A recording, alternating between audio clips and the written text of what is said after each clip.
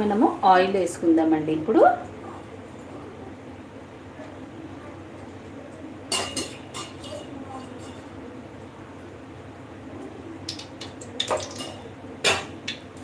మనము కొద్దిగా జీలకర్ర వేసుకోవాలి అండి.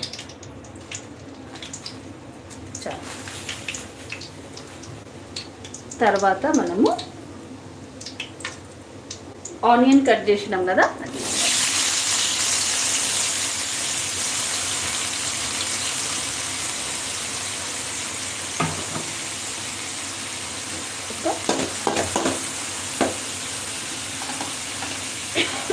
టమాటా ముక్క ఒకటి వేసేసింది.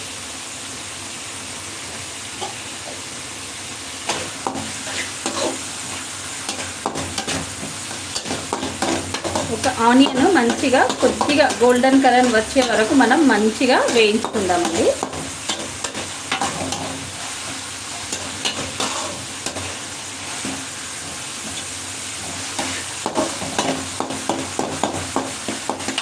కొద్దిగా మనము కరివేపాకులు ఒక్క గట్ట కాదు, నేను 2 ఇట్లా వేస్తున్నానండి, 2 రెక్కలు అంతే.